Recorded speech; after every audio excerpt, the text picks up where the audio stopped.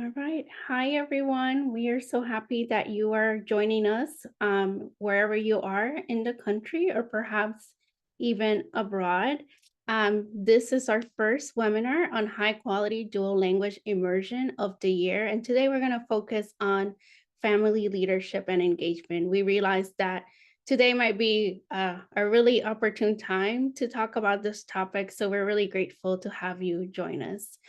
We will be recording today's session, and you're also welcome to engage with us through our Q&A. Feel free to ask any questions or even introduce yourselves to us. We are very happy that you're here.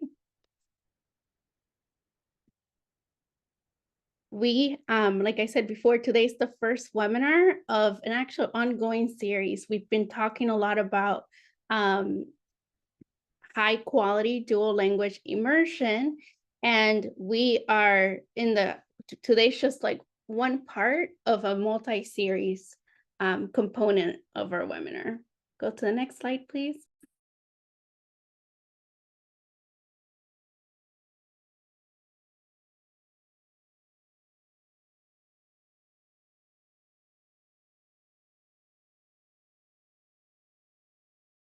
Thank you for the grace. I feel like we just need a lot of grace this week. We're getting ourselves together with the order of the slides, but that's okay, not a problem.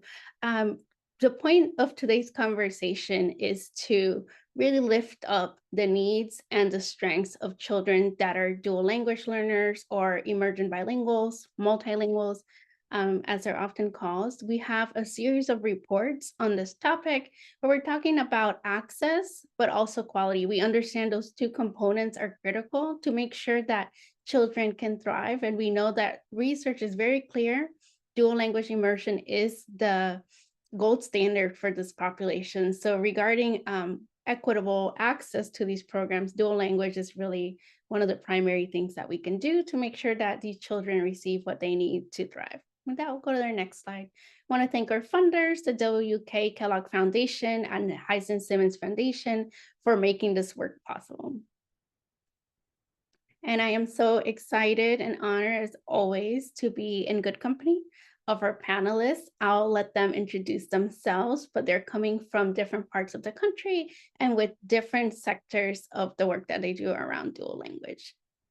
I think the first person I see on my screen is Lisa. Do you mind sharing a little bit about yourself? Good afternoon, everyone. My name is Lisa Lucino. I'm the Senior Director for Early Childhood Strategy at Brea Public Charter School, which is in the nation's capital. And I will say more about the model later, but it's nice to have everyone here. Thank you. Gloria? Hi, everyone. Gloria Corral. I am President and CEO of Parent Institute for Quality Education. We're a social justice educational equity organization. And I'm thrilled that you're choosing to spend time with us. Looking forward to the dialogue. Thank you. Bienvenida. We're so grateful you're here as well. And of course, Drew. Hi, everyone. I'm Drew Godair. I'm an assistant professor at UNC Charlotte, and I have applied evaluation and research experience working with a two-generation dual language immersion preschool program, and did my dissertation actually on family engagement and support, things like that. Thank you again. We're so happy to have you all. These are some of my favorite people when it comes to family engagement. So we're really in for a treat. Like I mentioned before, today's conversation on family leadership and engagement is part of a 7-component framework on how we operationalize high-quality dual language immersion for infants and toddlers, preschoolers, and children in early elementary school. I really invite you and encourage you to look to our previous webinars on all these topics. Right now, we're on family leadership and engagement, so we're on number 6. And next month, we'll do number 7, which is the services and inclusion for children with disabilities. How did we create this framework? We created the framework by doing a couple of things. First, we did an extensive literature search of all the research on how do we define and what is the evidence around effective strategies for family leadership and engagement in dual language settings. So that was step 1. Step 2, we had the opportunity to convene with experts in the area of bilingual education from across various sectors, from policy to program directors to teachers, etc. And some of these amazing individuals that help guide this framework are here with us today. And finally, we did case studies of successful programs that focus on dual language education for infants and toddlers, preschoolers, and once again, children in the elementary grades. From all of that, we summarized what were the most salient features that we all agreed to really like picture and be able to see what does it look like to provide quality instruction for children in ways that really centered families, as we realize these are children's first and foremost educators, right? And so from that, you can see in our report, we have a long list of indicators, but for today, I'll just highlight some of the primary ones. And that is, the first is that families need to be part of the vision, mission, policies, and practice. We really see a dream school where families will have an equitable or an equal voice in decision-making in the children's learning experiences. We also want to highlight that we want the voices of Latina, Black, Indigenous, and other families of color prioritized in decision-making, just to make sure that we're providing the type of experiences that they can feel connected to. We also realized that in order to maintain strong family engagement and leadership, it's important to have communication in all the languages that the family speak. And we'll learn some more applied strategies of how to do that later today. And of course, really help families have holistic supports and also help children transition from preschool into the kindergarten years. That's just a small sample. I highly encourage you to explore our brief or very long brief. It's not really a brief, it's pretty extensive. And with that, we're going to start our conversation today to talk a little bit more about how we help some of these quality indicators come to life.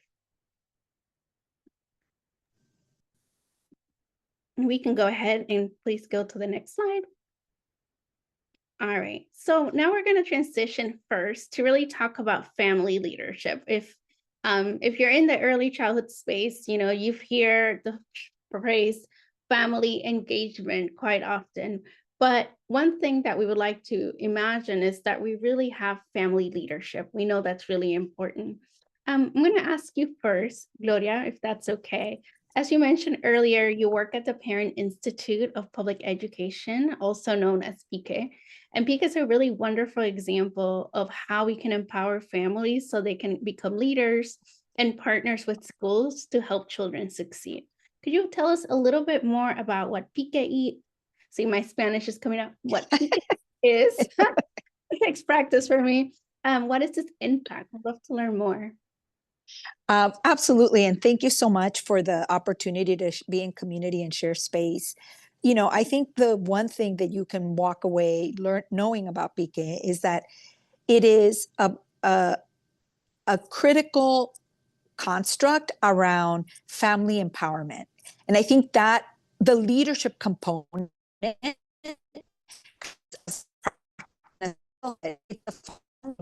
empowerment construct that enables family leadership. And so what we do at PICE through an evidence-based model is we really think about families and the adults, the loving and caring adults for children, really as a progressive model that looks at how families, how every adult wants what's best for their children, for themselves, for their community.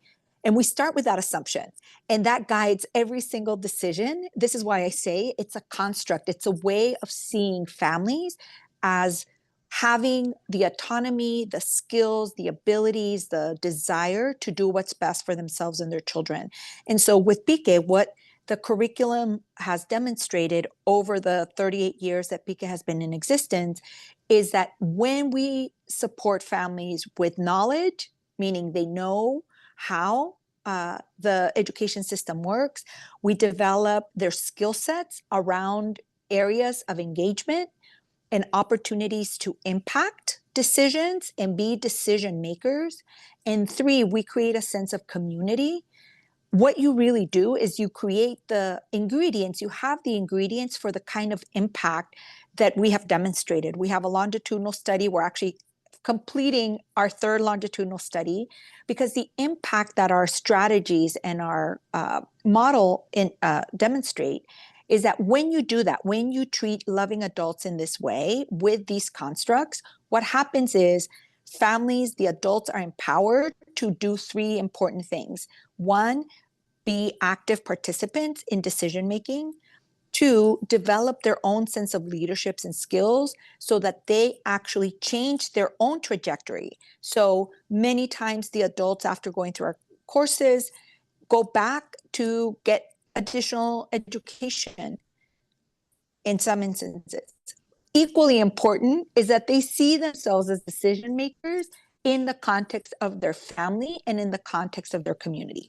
That's incredibly significant because we work with what would be considered, quote unquote, hard to reach, quote unquote, low income, disempowered communities. And we always come back and say, when you support a family's ability to see themselves as participatory, you change the trajectory for themselves and for their children. And that's the impact, is children attend school, they graduate at higher rates, families, adults go back to school, go and advocate for better salaries, better opportunities for their communities. And so those are the kinds of impacts that we've had in order for us to really think about this construct that empowers family so that they're able to execute and develop leadership skills. Wow, that's so powerful. I really love what you're saying about the idea, right, of making sure that we are seeing all parents as capable. We're not making assumptions. And you're right. I really resonate with this idea that we want to make sure that families feel like they have agency in their own lives and their own community, right? Beyond children attending a program, really seeing That's themselves as capable. I love that. That's exactly right. Do you have any example of how you might help a family feel empowered within a dual language setting? Absolutely. I think one of the things that is really important is that we think about, the opposite of deficit construct, right? Is understanding and valuing those skill sets that families bring. Who they are is an asset. And I think that's often not how families are portrayed, especially if they are not English dominant. And I say that because being English dominant is a thing, right? I was not English dominant. I was, in fact, a non-English speaker. And so I think there's two really important ways to think about how to do this in the context of dual language programs. One is understanding that language, literacy, culture are inherent in the human experience. And so using that in a dual language programs, families' ability to bring that richness of language, culture, art, oral history, lived experiences, that is, and inviting that and valuing that and raising it up as important as a textbook that doesn't reflect their language or their culture, right? That's one strategy. And that's what families actually do. They want to bring in their cultural practices, their lived experiences, the food, their tradition. So I think that's one. And families really, when they see that that's a valuable component to their child's learning, let me tell you, they're not going to stop. And I think that's an incredible asset. I think the second thing that is equally important is understanding that having multiple points of entry for families that are in dual immersion programs or who are monolingual speakers of a different language or not English proficient is equally important. That those decision points, I'll give you one quick example. When we work with families, this idea of speaking up at a meeting when there is a teacher present really goes in the face of some cultural norms, respect, right?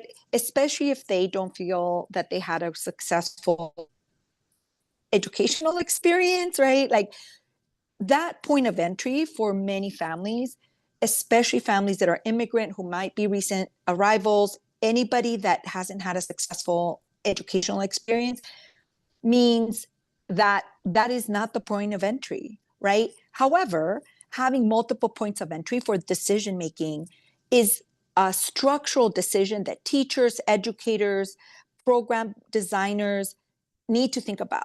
What are those points of entries? What assumptions are we making about where we value them showing up at a meeting where we need to vote on budgets, right? Like that might be a really high priced experience. It may not be the point of entry for families, and bringing in a picture or telling an oral story about their journey, about their history is just as valuable as showing up and making, lifting their hand to make a vote. So I would just offer that part is families' ability to have multiple points of entry to decision making and being cognizant that all those decision makings are valid, are valuable, and we need to lift those up in order for families to be incorporated, to be empowered, to then maybe 3 months from now show up to that meeting and raise their hand.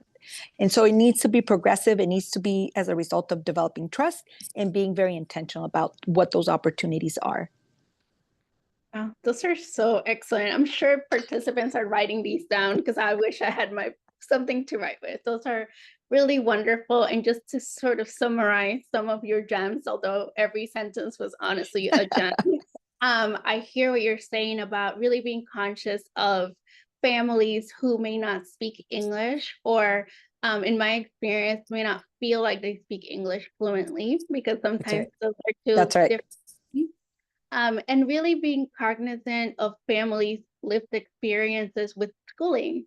For some people, schooling was not an easy experience or a welcoming experience. And it's important to not assume that everybody has the same experience, and helping school settings feel comfortable and safe. It's really critical for families. And I also hear what you're saying about, instead of having like one expectation of what leadership or engagement should look like, really thinking about what are the different ways that families can feel empowered with little steps along the way, right? Rather than saying like, oh, you have to speak up against this and this. I'm Puerto Rican and my grandma would not ever allow me to do that. That's still a work in progress, right? So I resonate with the cultural differences sometimes that are really critical to take into consideration. So thank you so much, Gloria. Lisa or Drew, do any of you have another example of what shared decision-making might look like in a dual language program? So, yeah, so I was thinking you were asking us about something we consider really critical to family leadership. And so, yes, I want to get to that. I want to get to that shared decision making. And it's really interesting hearing Gloria expound upon what the work they're doing, because to tell you the truth, so much of what I wanted to share today is kind of putting into different words some very similar beliefs and concepts. So Gloria and I didn't talk before this, but I hope you can have patience to hear me, rewording some things here. Because when thinking about something that's really critical to quality in this space, I was going to talk about it has to start with the idea that everyone has something to contribute to the school setting. And of course, and in our case, I think the belief is really that parents are their children's first and most important teachers. And so how do we live out these beliefs, right? A belief is just really not helpful if it's not actionable. And when we think about everyone having something to contribute, that's democratic education. That's a way in which dual language programs can contribute to our democracy. And so there's so many ways that we can lean into that, and that families can lead. And that needs to be front and center, not only in our written and our spoken values, but in all programming and operations. Because in dual language settings, I mean, in all settings, but we're talking about dual language settings, and I think it needs to be really front and center there. Each student, classroom, and school and the community can benefit when families contribute their very unique perspectives, materials, experiences, skills, and all kinds of other linguistic and cultural assets. And I think I'm going to share an example that's really over many years, but I was talking with a colleague a few days ago, Gabi Salado. She leads a lot of BRIA's formal parent leadership programming, including an advocacy group that we hold called BRIA Voices for All. She's also a former student and parent. Her daughter was in our pre-K. And she really believes that it's critical for parents to understand that if we want kids to live in a world that's different, we can be that difference. And when I say we, that's coming from her. She was talking about her own experience as a parent. So to be clear, I think we're not talking about shifting all the responsibility of necessary systems level change onto the backs of parents and just like washing the hands of everyone else. But Gabby's referring to parents understanding the power of their action and their engagement from the time their children are very young. And that when they're involved in the community, even though it may not always be behind a podium with a microphone, that their leadership has incredible potential, even within their own family unit. Sometimes I know it takes time for this to be really visible and tangible. And she was sharing a recent story about a mother that we know who's been very engaged over the years with BRIA, including service on the Parent-Student Council and the board of directors, and whose high school age daughter recently won the presidential scholarship.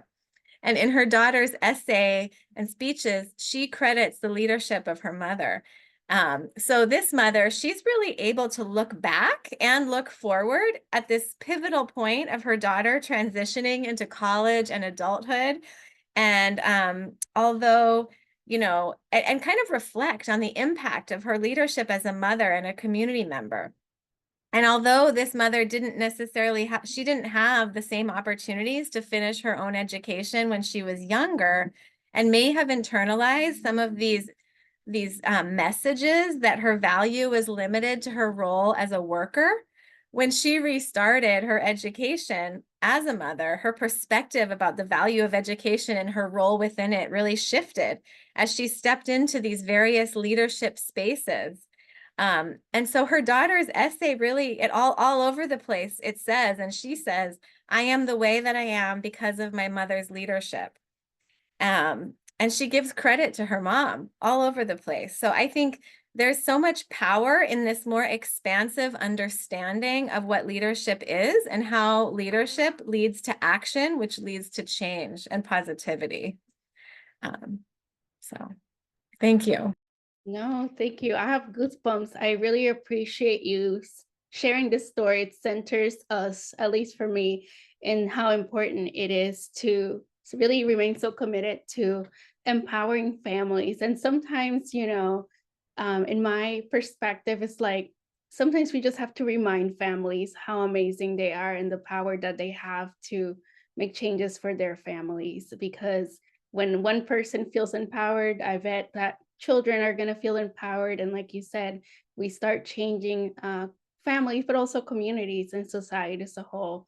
I think that everything you've all said so far is right on point, and really that summarizes so much of the heart and the spirit of what the benefits really of providing a dual language education, where we can have so much intentionality about how we invite families in, the ways that we use language, the way we integrate their cultures, and the way that we just simply meet families where they are. I think that's such a really important grounding. So thank you, Lisa.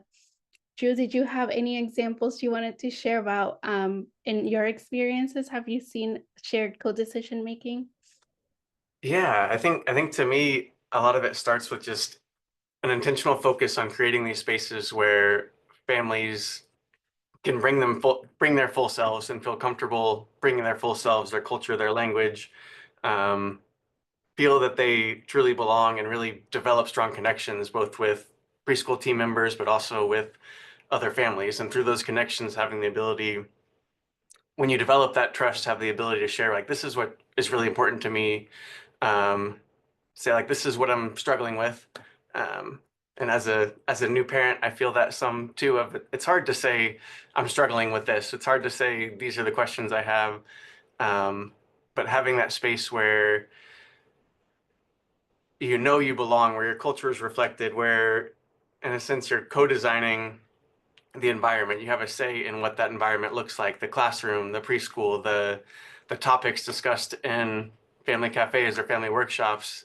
I think that changes just where you're positioned. And when the family is positioned as that leader and has those strong connections, they're able to share, this is what's important. And whether that's shared directly with preschool team members or with other families, it gives the opportunity to come together around those issues that are really important. And eventually those get back to the program and allow the program to really be responsive in the topics that are covered. So I think it all starts with those, creating that space that's embracing the culture, valuing the culture, the language, the backgrounds of all of our families, making them feel welcome and creating opportunities to connect. That's excellent. I hear you. Okay, I was just going to say, I think very specifically, we did a series of focus groups in California, asking this question about co-decision making. And it was so interesting because two things just came up. And I think, Drew, you and Lisa mentioned it. One was making assumptions about what was important. And so I think, Drew, what you're saying about asking, and in the focus groups, it was very interesting because co-decision making meant re-examining what those assumptions were. And very interesting, for some communities, what was most important was safety. And there was for preschoolers, and it was a very disconcerting finding. And yet the educators hadn't made space for that conversation to happen. And so when they went back to talk to the community, understanding this, it became very apparent that the decision making that needed to be done wasn't about the type of curriculum. It was about what the safety plan was. And so I just give that as an example about how when you really bring intentionality, Lisa, as you were suggesting, and I think the rigor around assumptions, then co-design and co-decision making means things need to be on the table that maybe you didn't think needed to be on the table, and get things off the table that you thought needed to be on there, right? And so I just wanted to give that example because I think that's very clearly a way of making co-decisions and co-creation that is responsive to family voice in a way that enables that trust to be developed. that's so excellent. It sounds, I like summarizing because it's everything you all are saying. It's so rich and robust. I hear like this idea that we don't just want to write a policy that exists in a handbook that says something related to family engagement, that there needs to be a mindset that really is committed to really valuing families for their language, for their culture, for everything that they bring into the learning environment. And also to really ask questions. I think sometimes as educators, we're sort of trained to think that we know what families need or what children need. But it sounds like it's actually very different, right? Sometimes we might wonder, why are families not coming to this event? Why aren't they as excited as I was? This used to happen to me all the time as a speech therapist. I would plan a lesson for children thinking like, this is gonna be the best thing ever. And they're like, no, thank you. And so you have to redirect. And I think it's similar with anyone, right? We think we know what people want, but we really don't unless we ask. So I think that's great. Before we move on to family engagement, I would like to ask something that I read in the research that I'm curious if you've all had an experience. And this relates to this idea that in some dual language programs where, for example, it's 50% monolingual children and 50% children who speak a language other than English at home, there seems to be an imbalance sometimes of power, where sometimes the families who speak English fluently feel more comfortable or they're heard more in decision making. So I'm curious if you have any suggestions for what a program can do if they see a little bit of that imbalance.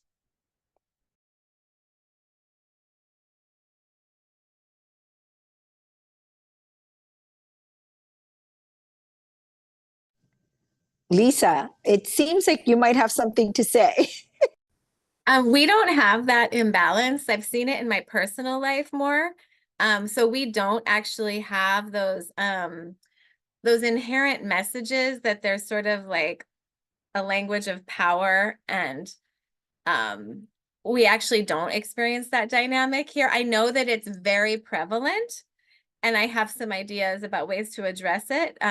But fortunately, it's not the case in the particular demographic that we experience. However, you know, it's kind of getting back to equity, and that you need to take action based upon what you're observing, what the street data is showing you, and what the needs are, versus like just kind of taking an approach that's not reflective. I mean, I think it would depend on the specific program, but there's messages that educators don't even mean to send that they're sending. And there's ways in which one language takes precedence over another. So I think I sometimes feel that I'm in my own bubble. And when I take certain things for granted, right? That, for example, that there would be language translation at a meeting, or that the text would be in multiple languages on the walls, that the newsletters would be. Those things seem very basic to me. But yet I know when I go out into other places that actually I cannot take those things for granted, and they're not always in place. So I consider those like kind of tier one strategies. But first of all, examining if those basic things are in place, right? And then taking a more individualized approach, whether it's with small groups of parents or even individual interactions. I think we never want to discount the importance of the individual interaction, not just the formal events, but the informal reciprocal exchanges that need to take place. And I think it's easy to give lip service to something like listening, but how hard is it to truly listen to a parent? And so if there's a group of, you know, more verbal parents who feel very empowered and comfortable sharing what they want, and this happens all the time in the system, then greater measures need to be taken place to provide that sort of listening and a space where all voices truly can be heard, right? Because there's always certain voices that are heard and that make themselves heard. Lisa, if I can just add just two things, I think it's lifting it up, is saying like there is this differential. It's amazing that you don't experience that in the work. We see that all the time. So thank you for raising it as an issue. I think one is lifting it up and saying there is the power language. The power language is one that's shared by most. So I do think it's important to lift it up. The second thing that you were asking about strategies, one thing that we encourage our education partners to do in situations like this is to think about kind of rotating the experience of otherness, right? That families experience. And that literally means like, okay, if our primary second or our most prevalent second language might be Farsi in some communities, the meeting will be conducted in Farsi and everybody else wears headsets, right? In that shift, I will tell you, our English dominant families all of a sudden are so disoriented that it's touching that humanity, Lisa, that I think you are pointing out to. So that's one example of being very cognizant about when there is that power differential, name it, call it out, acknowledge it, and then put those strategies in place to demystify for those that hold more power what it feels like, what the lived experience is of the otherness. And again, I mean, people will always say, well, we have 17 different languages. Start with a language that is most prevalent, right, in your classroom. And then those experiences might be, Lisa, to your point, this is the second thing we encourage people to do. What other ways are you engaging families? It's not always verbal, right? So give people other opportunities to weigh in and contribute. Sometimes it's not writing, sometimes it's drawing, right? So, you know, we invite those different ways of communicating. But this idea of like switching the language power dynamic, I will tell you, oftentimes it's the educators that don't want to do it. It's literally the director or the teacher. And the minute they do, all of a sudden there's sort of this shift around, wow, this is what it feels like. And it changes the engagement. and the way in which those voices are brought to the room. Thank you both for sharing. Andrew, I would love for you to share as well.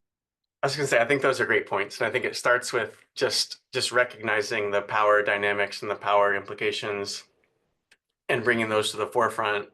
I think there's a piece too about recognizing the complexity of addressing it too. Like bringing an interpreter, a translator can be great, but then we've also had times where families who don't speak the primary language of the workshop or whatever's happening then feel like a burden because it takes longer for them to get their points across, and they feel like they're slowing things down or something like that. So how do we counteract that? And I really like the idea of flipping the experience on multiple occasions, so that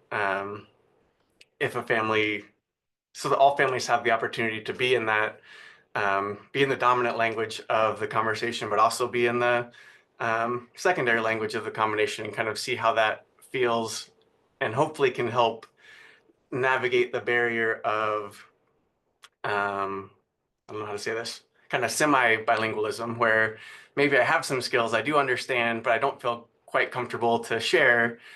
But by me going to this meeting and sharing some ideas in my Spanish that isn't perfect, and I'll make mistakes and say something that makes everyone laugh, maybe it makes others feel more comfortable to then contribute and join those conversations in English as well, knowing that we're all in this together and all have those shared experiences. I love that. That's such a great point. Every single one of you is making amazing points. This idea of like modeling what it looks like and what it feels like to be a language learner, I think it's incredibly powerful.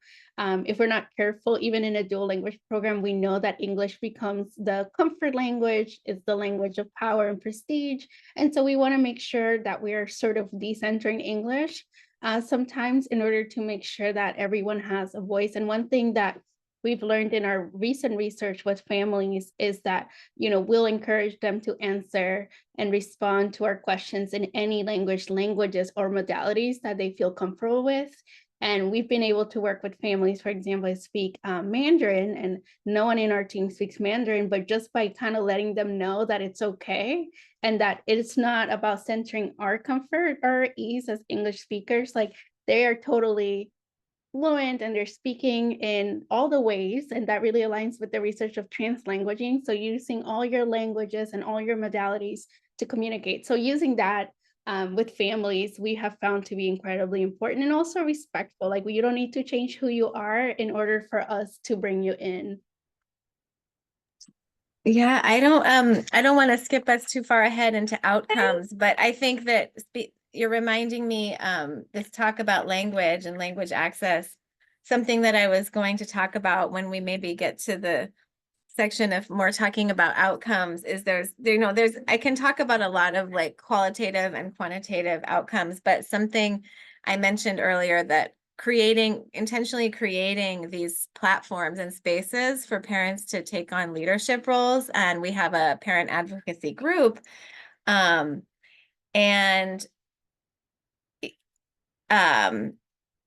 they've been really instrumental in amplifying the voices of families at the city level.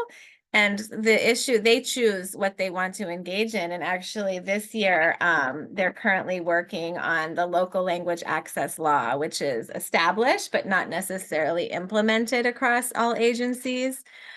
So that's the issue that they've chosen for this school year. Previous things that they've really addressed, and had successes on, where they were able to advocate and simplify the enrollment requirements for the local healthcare medical assistance program to ensure that all families were able to access really vital health services without missing days of work and school because the process was so onerous. They were able to advocate for the per pupil funding formulas to be increased. Last school year, they chose to focus on childhood safety. So Gloria mentioned safety as well. They chose safety as an issue because they were worried about different issues of safety in the city, and especially like when they were dropping their children off to and from school, and like older kids and kind of hanging out. And so they were advocating, they ended up advocating for, well, they were within local PTAs. Sometimes there was like some defensiveness among the schools about like, this is happening after school or before school. This isn't really something we can do anything about. But they ended up, you know, realizing the importance of, it's not necessarily that maybe their children were that age, but someday their children will be that age, and it's one community. And so they advocated for better access to after school and summer programs. And the city did end up granting more seats for things like the Boys and Girls Club and summer Parks and Rec to have more summer programming.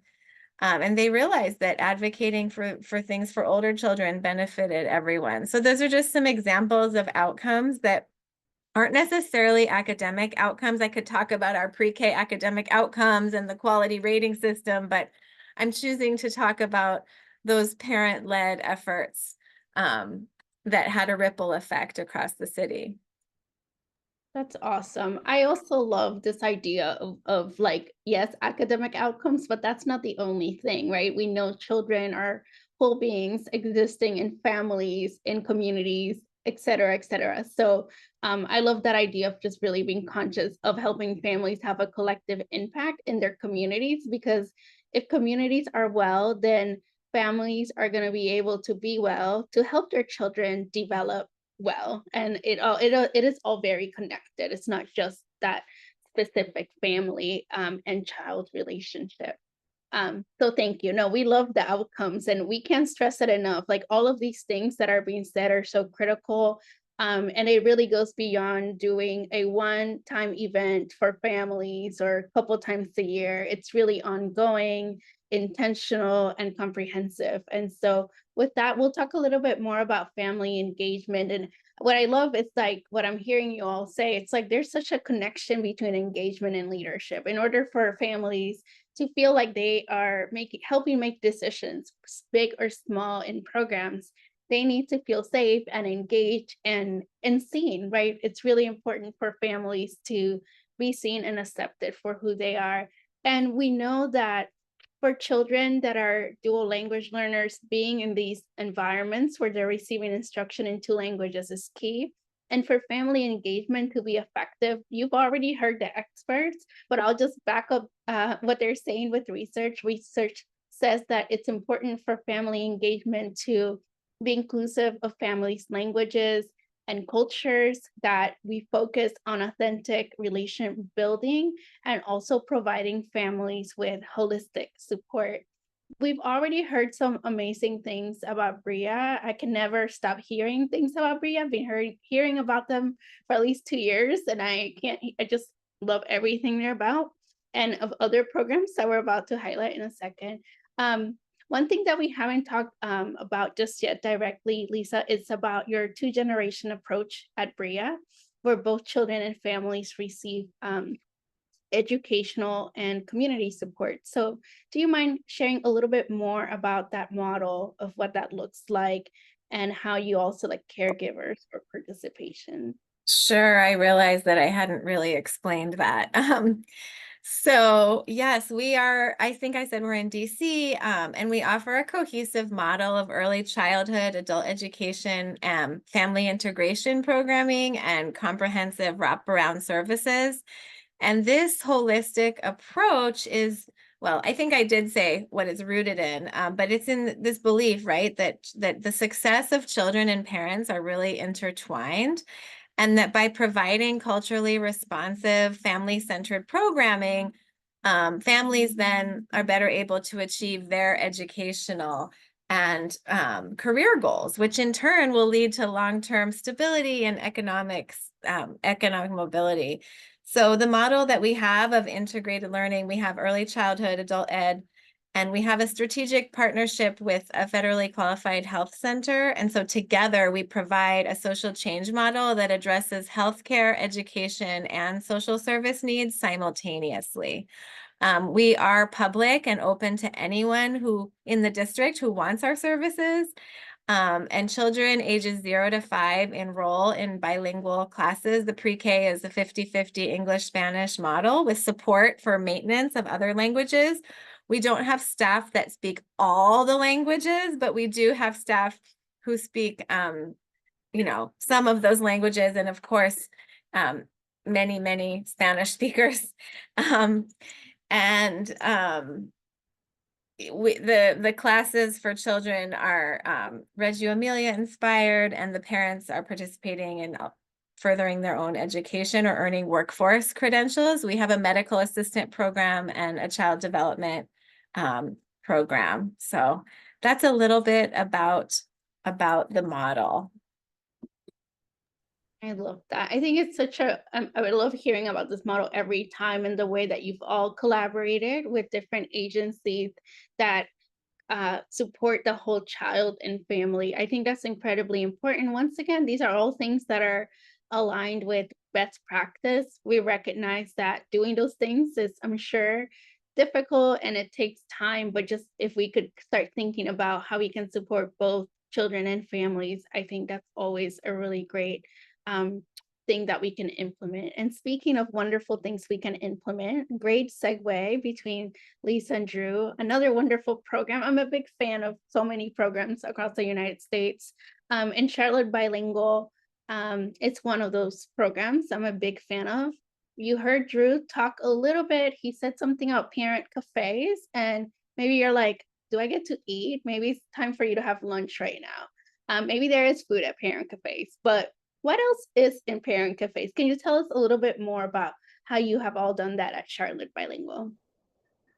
Sure. So our family cafes they came about as a redesign of our family program model 5 or 6 years ago, where we felt like before it was kind of this top-down approach where we're going to share what we think you need to know. It's more like a lecture to workshop format, and families weren't excited to be there.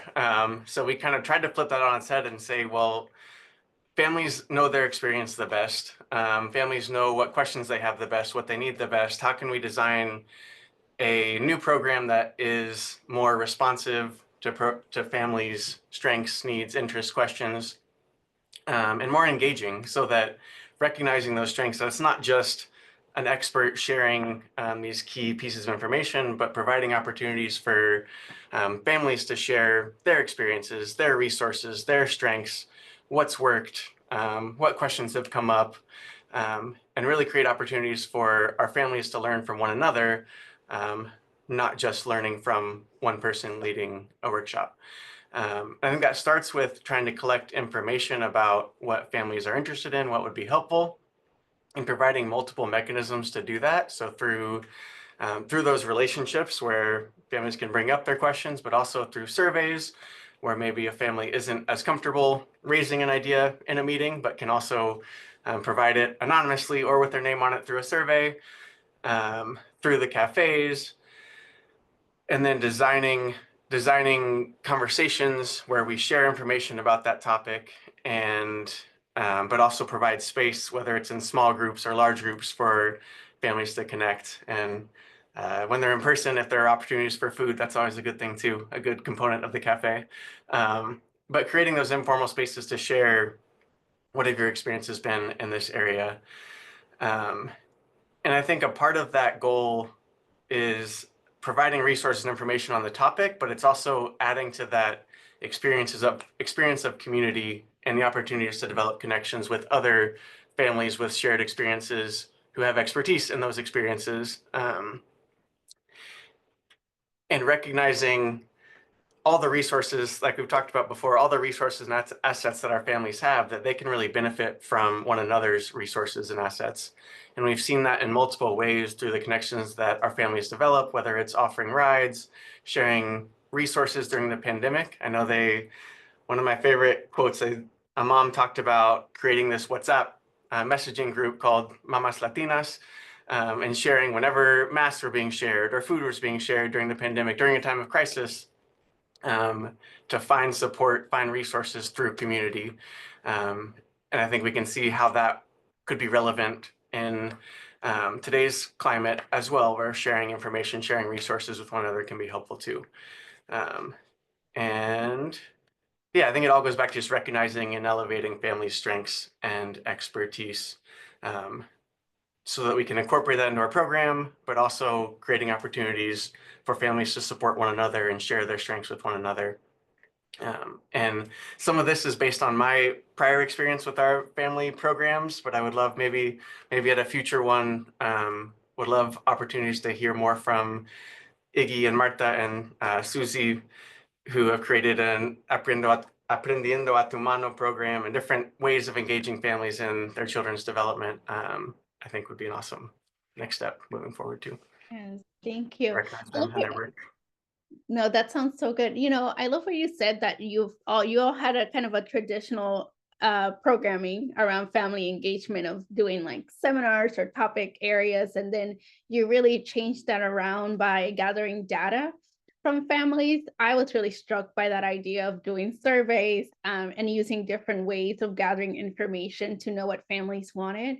And it almost makes me feel like, you know, sometimes programs give themselves a lot of pressure to have this sort of idealized family engagement that's really led by the educators, the administrators. But it sounds like the real like important thing to remember is that if we can kind of come alongside families, then families do what families do, which is help each other and support each other. And then they use what they know from their own communities that is effective, like communicating via WhatsApp. I always need to plug this in. I'm thinking of families for children who are either suspected of having a disability or who have a disability, how important that is to have a family, another family in the program that maybe shares a language or a culture or both, but also shares that unique experience of having a child with a disability. I think having that sort of information from someone that's really gone through it,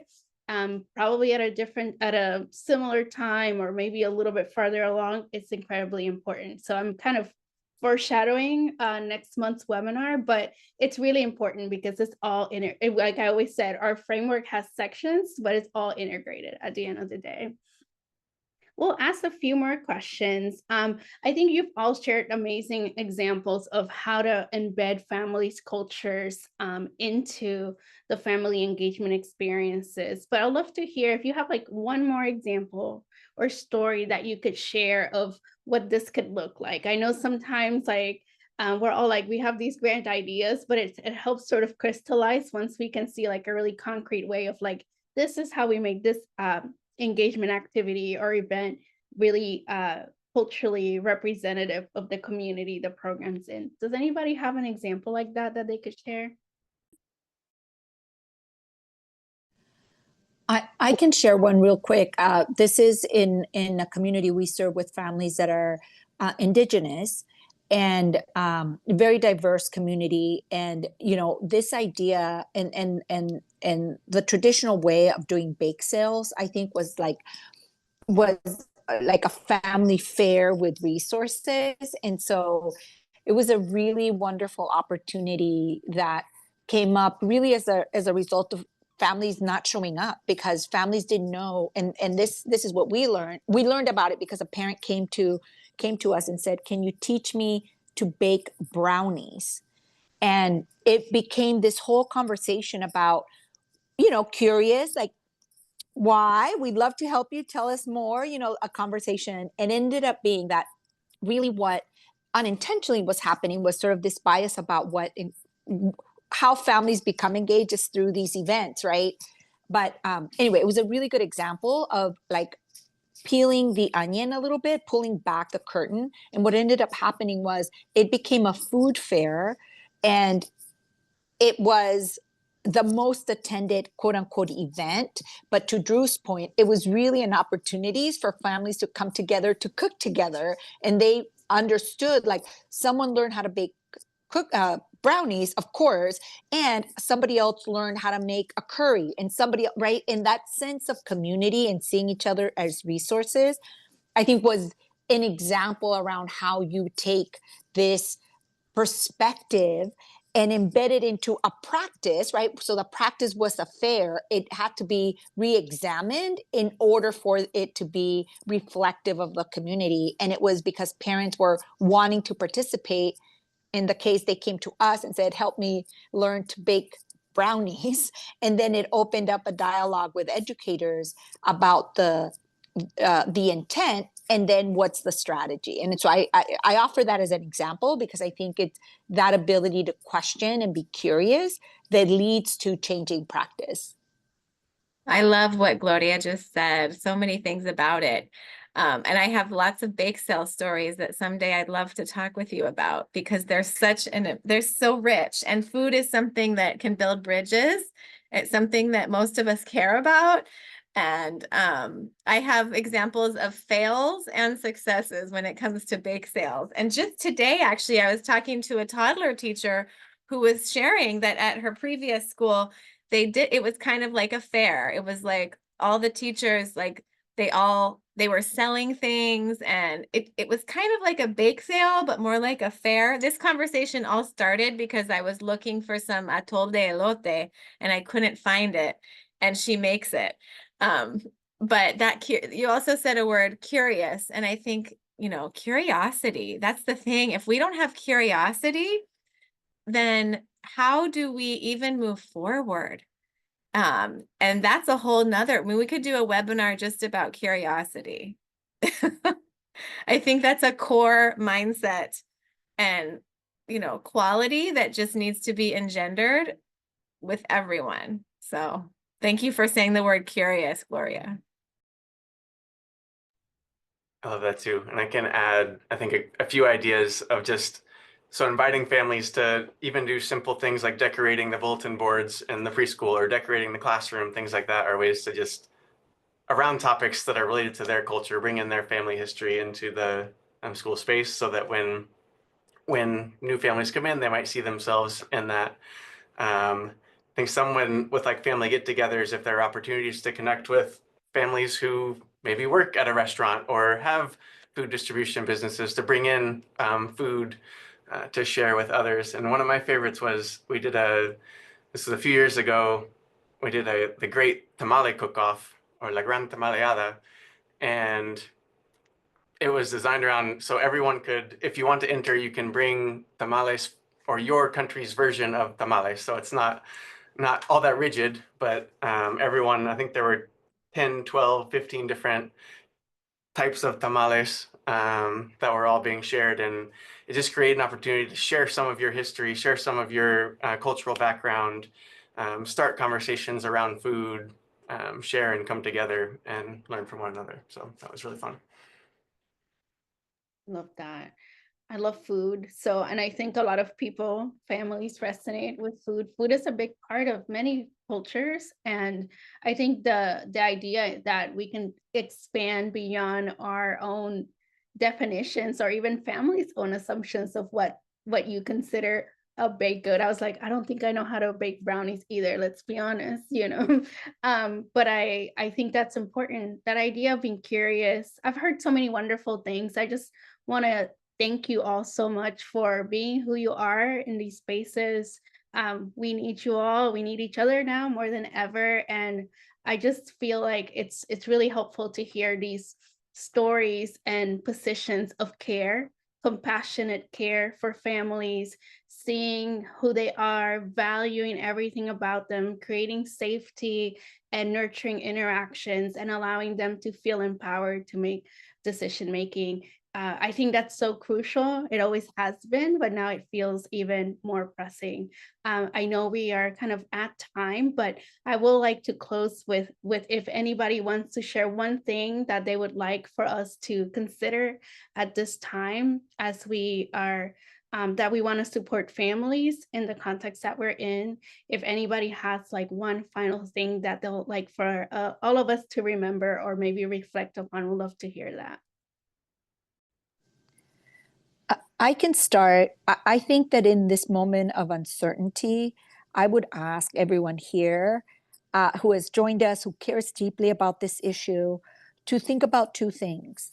One is being very aware that uncertainty is both for the families and their children in the context of their community, and that is real. It's not in people's heads. and that uncertainty will be made manifest in different ways. So one is like know it, understand it. The second thing that I would ask is that as we think about situating family voice and family's perspective, this idea of being curious about, like, what if, right? To start with this idea of what if children, especially young children, aren't showing up because A, B, C, or D, right? What if, right? That sense of curiosity will really open up the opportunities, I think, for each of us to not make assumptions and to then think about strategies around supporting that what if that I think will be more creative and more comprehensive.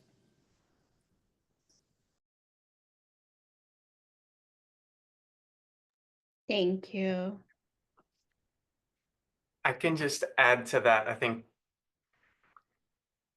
all of the uncertainty that many of our families and children are facing, and I know that that goes over to many of you who are here today working with children and families, and just kind of wanted to extend a heartfelt thank you to all the work that you're doing, and know that it's crucially important,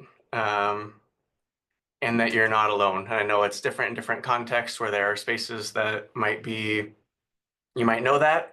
I know there are also spaces where you might be working, it feels like, in more isolation against a larger system. And I hope that some of these conversations can be helpful to know that you're not alone, and finding ways to connect with others might be able to help with some of that too. But just thank you for all that you're doing. And I hope that you can take care of yourself and connect with community for support as well. Yep. Remember the power that's in these daily connections that you're making with children, with families, with each other. Some of them, the fruits won't bear out for many years, but they are there because young children can't always tell you the impact, but it's there. So keep connecting with each other and keep up your incredible work. Thank you. Thank you so much for all of you all and everyone who joined us. We are really appreciative that you shared this time with us. And thank you so much for our panelists for just jam-packed wisdom. I really enjoyed this whole webinar. Thanks to you all. We encourage you to check our webinars page. We have an archive of previous webinars and also a list of all the topics that we have covered and will finish covering this year. In our website, you'll also find our registration for upcoming webinars. We have 2 more webinars. I really cannot believe it. I think we'll have a total of 9 by March, which is kind of crazy, but in the best way possible. It's been wonderful to really take a deep dive into each element of quality for dual language immersion. Our next one will focus on services and inclusion for children with disabilities who are also bilingual. And our last one will be on policy enablers for dual language education. We highly encourage you to stay connected and to continue our conversation. If you've enjoyed this series, please, please, please invite others so we can expand our work and continue to be able to stay committed to the work of providing children with high quality dual language education. I hope you have a wonderful rest of your day, and please, please take care of yourselves. Thank you.